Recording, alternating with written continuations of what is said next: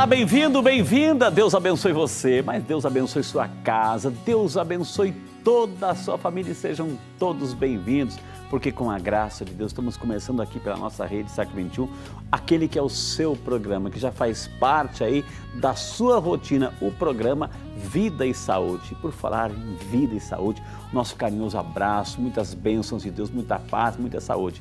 E já se encontra aqui nos estúdios do Vida e Saúde para falar com você, para entrar na sua casa, para responder as suas perguntas. O doutor Silvio Diopato, ele é médico cardiologista, aceitou o nosso convite hoje para falar de um tema muito interessante, gente. É silenciosa, mas às vezes a gente não tem ideia do que está acontecendo lá dentro. E aí, a sua é 12 por 8? 13 por 7, 12 por 7, enfim, quais são os limites, quais são os perigos, os tratamentos, a prevenção, os sintomas? Hipertensão é o tema de hoje, daqui um pouquinho com o Dr. Silvio Diopato, ele é médico cardiologista, que vai falar tudo o que a gente precisa saber e entender. Mas não é só isso não, minha gente, nosso momento também de oração, onde eu quero rezar com você e por você. Vai ligando, gente, vai ligando, interagindo. O telefone é de graça, 0800 777 0021, 0800 777 0021. E se você preferir, também temos o nosso e-mail, videsaude@rs21.com.br, videsaude@rs21.com.br, ou outro telefone, 19 3871 9620. A nossa superprodução, é claro, preparou uma matéria. Nós fomos às ruas. Vamos perguntar para o povo de Deus, né? Se ele está cuidando da sua hipertensão, se ele faz o aferimento, a medição de sua pressão. Vamos acompanhar a matéria e depois, é claro, vamos começar o nosso bate-papo com o Dr. Silvio sobre hipertensão. Sejam todos bem-vindos, Deus abençoe e vamos à matéria. Na correria do dia a dia e com a rotina sempre apertada, nós somos forçados a encontrar alternativas para comer fora de casa. Porém, muitas vezes, não nos atentamos à qualidade dessa alimentação. E isso, meu amigo, pode estar diretamente ligado aos seus problemas de hipertensão. Procuro manter uma alimentação saudável durante a semana, que eu faço acompanhamento com o nutricionista, mas durante o final de semana não tem como. Daí eu enfio o pé na jaca. Então, à noite, às vezes, acabo comendo lanche. Eu tento sempre trocar por uma salada e uma proteína, mas é médio, poderia estar melhor. Tô tentando. Você come coxinha na rua por conta de falta de tempo de comer em casa ou porque você gosta mesmo? A princípio, mais mesmo porque eu gosto mesmo de estar comendo. Às vezes a gente está no dia a dia, na correria, aí para ir mais rápido mesmo, a gente pega uma coxinha, um salgado e come mesmo. Cara, a gente tá vendo aí que você tá comendo um salgado, tomando uma coca. Você come isso, consome isso por falta de opção, falta de tempo para ir em casa ou porque você gosta mesmo? Na verdade é mais pela correria do dia a dia. Pela correria do dia a dia você acaba comendo? Isso. Aí acaba optando por isso que é mais rápido, né? Minha alimentação é mais baseada em comida normal mesmo, de verdade, mas light diet não. Atualmente, no Brasil, 17 milhões de pessoas sofrem com hipertensão e a estimativa é que esse número aumente em 80% até 2025. Mas se engana quem pensa que a alimentação balanceada seja a única arma na luta contra a pressão alta. A prática regular de exercícios físicos pode fazer toda a diferença. Eu faço crossfit entre umas 3 a 4 vezes por semana e corro entre 3 e 4 também. Eu pratico corrida, que é a minha paixão, e musculação para fortalecer. Pratico mais mesmo futebol de vez em quando, mas nunca tive nenhum problema mesmo de saúde, assim, graças a Deus. Mas está sempre movimentando o corpo. Sempre movimentando, com certeza. O corpo foi feito para se movimentar, né? O nosso corpo foi feito para se movimentar. Muito bem a matéria, muito bem ilustrada, aí, principalmente as pessoas que gostam, que têm essa mania, né? Esse costume pela correria, enfim, daquele famoso salgadinho. Salgadinho já disse, sim, sal, né? E vamos hoje, então, com muito carinho, falar sobre esta realidade. Hipertensão arterial. Conosco aqui o Dr. Silvio Diopato, nosso médico cardiologista que aceitou o nosso convite mais uma vez. Seja muito bem-vindo. Que honra recebê-lo aqui. Abriu as portas para o Vida e Saúde para recebê-lo, doutor. A honra é minha, Frei. É sempre muito bom estar aqui com vocês e eu me sinto muito feliz estando aqui. E poder ajudar na medida do possível, é uma passando prestação de informações. serviço, né, doutor? É uma prestação de serviço. Como é bom a gente poder transmitir informações, orientações. Eu gosto muito, eu agradeço de coração a presença de vocês, assim, porque essa disponibilidade, estamos ao vivo, de vocês virem aqui ensinar aquilo que vocês fazem todo dia no consultório, quando vão atender, hoje é de uma maneira assim universal, né? Porque estamos para o Brasil inteiro e outros países também que nos acompanham. Então, muito obrigado pelo carinho, viu, doutor? Doutor, a gente viu aí que no dia a dia, mais uma coxinha aqui, uma coxinha ali, um salgadinho lá, um pastelzinho aqui. É sal que a gente está colocando, doutor? Sim, e todos esses alimentos que nós vimos, exceto aquela mesa de saladas... Aquela é bonita, né? Aquela é bonita. Tudo tem muito sal, né? O brasileiro, algumas sociedades, alguns povos, eles carregam na pimenta, os indianos, mexicanos. O brasileiro carrega ou no sal ou no açúcar. Entendi. São medidas para você valorizar o sabor dos alimentos, você diferenciar. Né? E quando as pessoas não têm o sal, elas perdem essas referências. Então, é um hábito do brasileiro, varia de região para região dentro do Brasil, mas, na média, todo brasileiro consome uma quantidade de sal muito acima, mais do que o dobro do que é recomendado. Orientado. Quanto que seria o recomendado, doutor? Só para a gente ter uma noção aqui. O recomendado é no máximo 5 gramas de cloreto de sódio. Por dia? Por dia. Por dia. A Organização Mundial de Saúde já diminuiu isso. Hoje se fala em 3 gramas do sal. O que equivale a uma colher de sopa? Aquela colherinha pequenininha de chá, aquela pequenininha que vai colocar... A colher de chá, não a pequenininha de café, aquela maiorzinha. A média, Aquilo é por dia. Entendi. Mas a gente tem que lembrar que os alimentos, eles também têm o próprio sódio próprio deles, né? Então, na medida que a gente, além do sódio que a gente usa no preparo dos alimentos, mas o sódio dos próprios alimentos, e aí a gente vai colocar mais um pouquinho para... Pega a batata que já vem salgada na preparação, batata frita, já coloca, todo mundo já coloca o salzinho ali. Exatamente, isso é uma carga de sódio muito alta. Então, uma maneira de você evitar o excesso, primeiro você fazer o preparo dos alimentos com uma quantidade menor de sódio, de sal. E evitar o sal em cima da mesa, né? Porque isso é uma tentação, né? Entendi. Ô, doutor, a gente viu na matéria aí, o nosso amigo Carlos fez uma reportagem e trouxe alguns dados até assustadores. 17 milhões, doutor, assim, que tem hipertensão.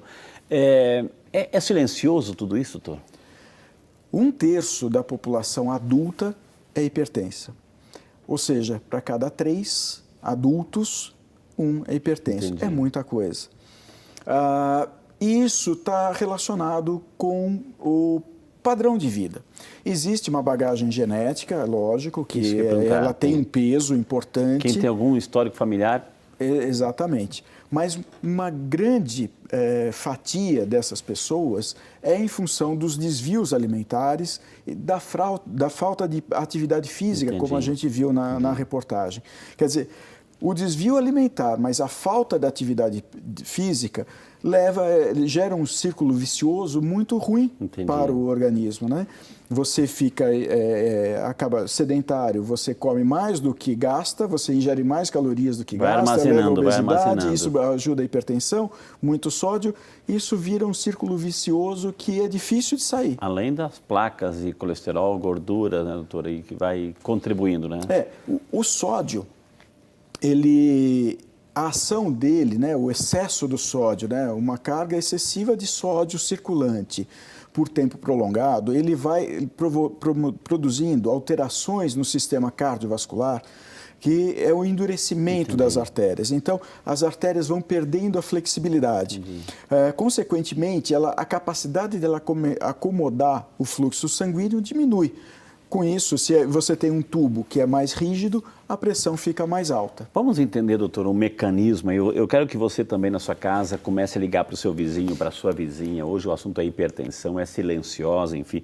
Doutor, outro dia eu estava lendo uma reportagem que muita gente, era um cardiologista, estava falando assim, Frei, muita gente vem no meu consultório, né, e reclama que tem gastrite, que reclama que tem úlcera, reclama que tem isso, aquilo, reclama isso, mas assim, e às vezes tem hipertensão, mas não fala, né, não fala, omite essa informação.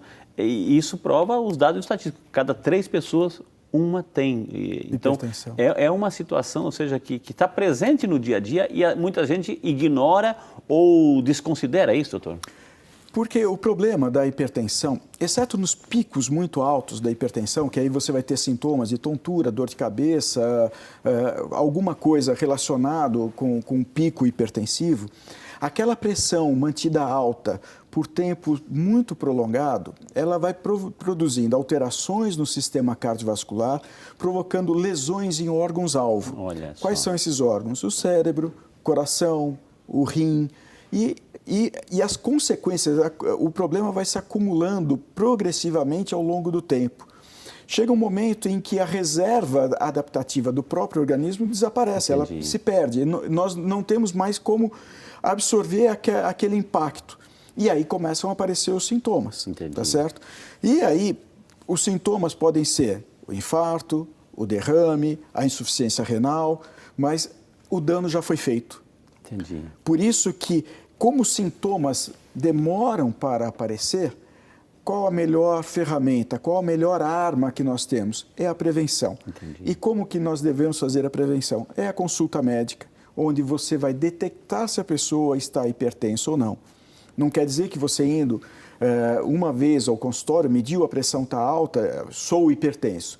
Tem todo um processo de avaliação, vai se repetir essas medidas, existem exames, métodos para você confirmar o diagnóstico da hipertensão e, a partir daí, dependendo do nível que você está de hipertensão, o tratamento vai ser adequado para essa situação. Quando estamos falando de hipertensão, estamos falando de pressão, doutora, a pressão do sangue. Como é que funciona o mecanismo? Assim, tem uma leitura, tem um número, enfim, mas como é que funciona o mecanismo só para a gente entender? Ou seja, é o coração que no seu motor bomba essa velocidade da pressão que vai, a pressão que volta do sangue, como é que é, doutor? O coração, cada vez que ele contrai, ele empurra um certo volume de sangue para frente. Esse volume de sangue ele tem que ser recebido pelo sistema arterial, pelas artérias. Evidentemente que na hora que o coração contrai, é um volume que sai, coisa de 80 ml, 50 ml de sangue que é bombeado. Vai distribuir pelas artérias, vai pelas artérias. Exatamente. Esse volume que chega, ele tem que ser acomodado na artéria. Então, as artérias têm uma parede elástica. Então, ela tem a capacidade de absorver esse aumento, esse volume que chega, ela aumenta... Aquela pressão que vai... Ela acomoda, como se fosse um elástico. E vai até o limite dela e depois ela vai voltando para o seu diâmetro normal, empurrando esse volume que entrou para todo o organismo. E oxigenando todo, fazendo a função dele. E esse volume que entra, ele se choca contra a parede da artéria, ele empurra a parede da artéria. É a pressão que ele está exercendo na parede da artéria.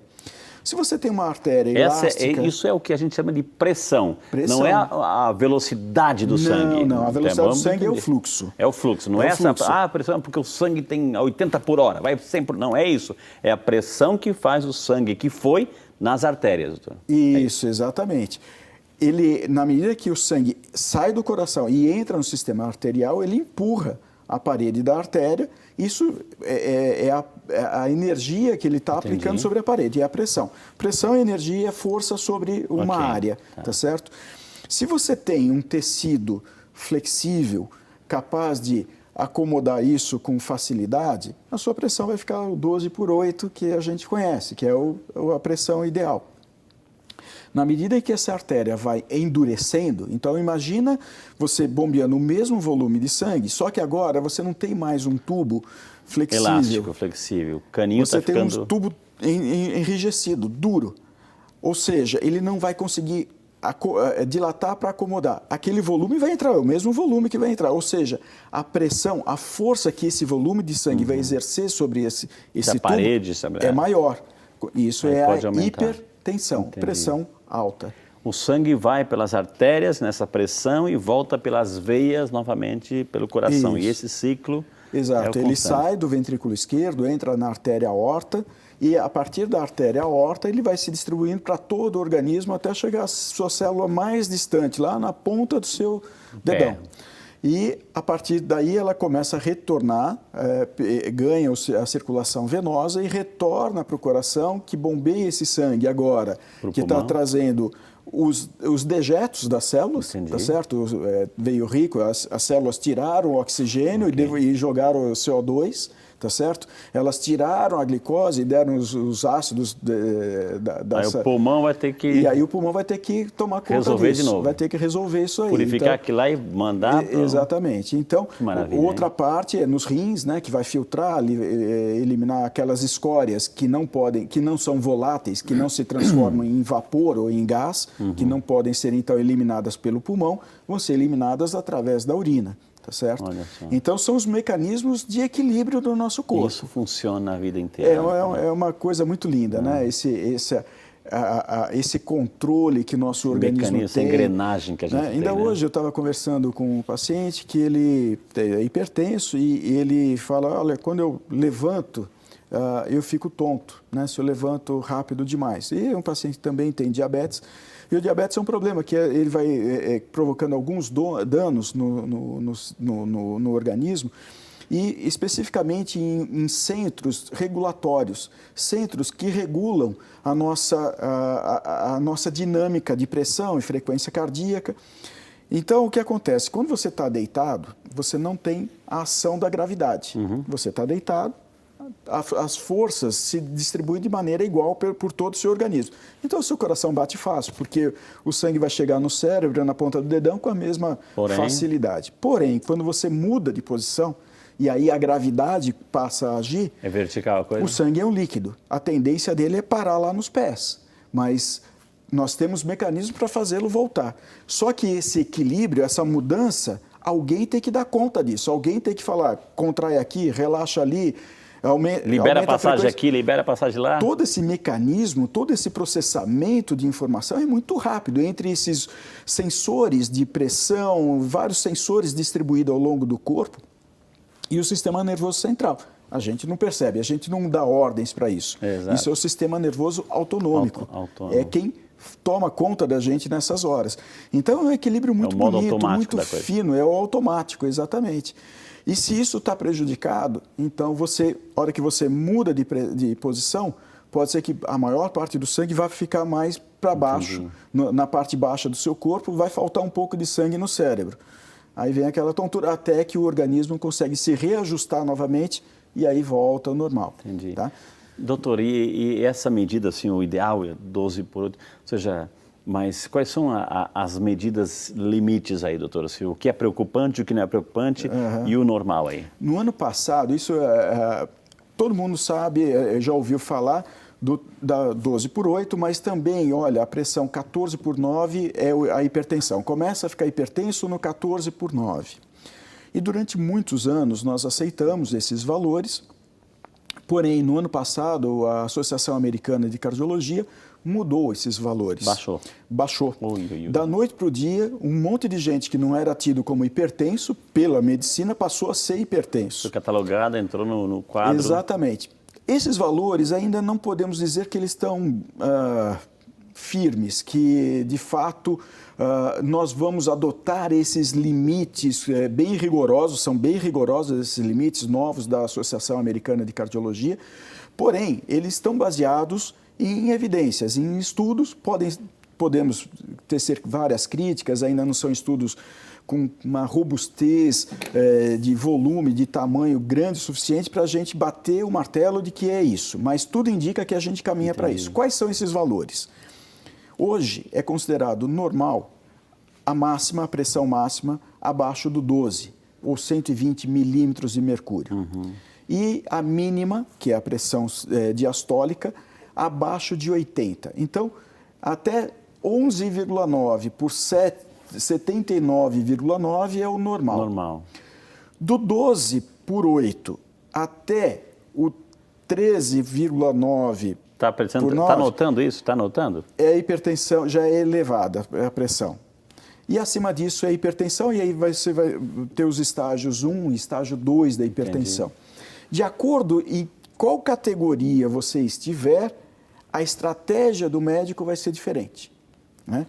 Então, dependendo desses valores, a gente vai decidir se a estratégia para o seu controle, para o seu bem-estar no longo prazo, é só mudança de hábito alimentar junto com a atividade física, ou não, é mudança de hábito alimentar mais atividade física e mais um medicamento, ou Mudança de hábito alimentar, mais atividade física e mais medicamentos. Veja que em todas essas categorias eu sempre coloco como a primeira instância mudança dos hábitos de vida e alimentação e atividade física. É a pedra angular. Isso é a base de todo o tratamento. Eu tomo remédio e a minha pressão ficou boa.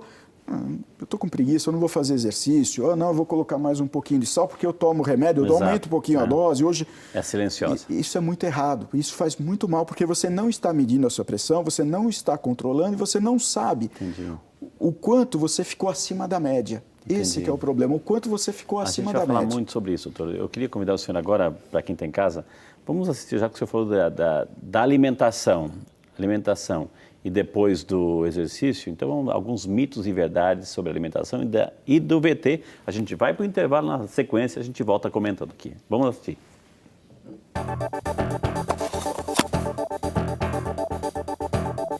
O sal é um elemento importante para o controle das nossas células, da contração das nossas células. Nós precisamos dele para viver. O controle da pressão arterial passa pela redução da quantidade de sal. Em geral, para o público entender o controle do sal e saber se isso é um mito ou uma verdade, é uma verdade o controle do sal na redução da pressão arterial.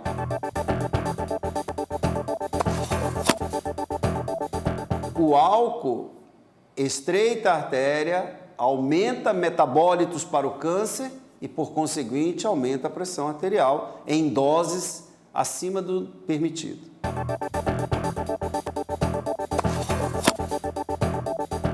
A alimentação faz parte de uma das formas de prevenção, principalmente a dieta do Mediterrâneo, aquela dieta onde você consome mais peixe, mais azeite, um pouco de azeite de oliva, grãos, cereais, verduras, legumes em quantidades maiores, a atividade física, a mudança do estilo de vida mental, o controle do estresse, tudo isso são fatores chamados não medicamentosos que contribuem para o controle da hipertensão.